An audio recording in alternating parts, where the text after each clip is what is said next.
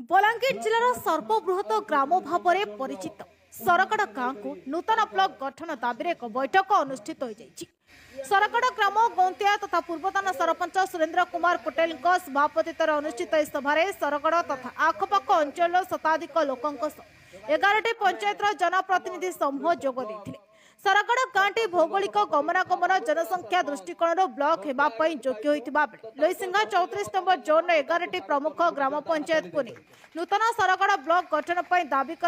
सर्वसम्मतिक्रमे प्रस्ताव आगत करागला। यह अवसर में आंचलिक उन्नयन कमिटी गठन सह आगामी दिन में कमिटी उपरोक्त ग्राम पंचायत जनप्रतिनिधि समिति पत्र आने प्रस्ताव कर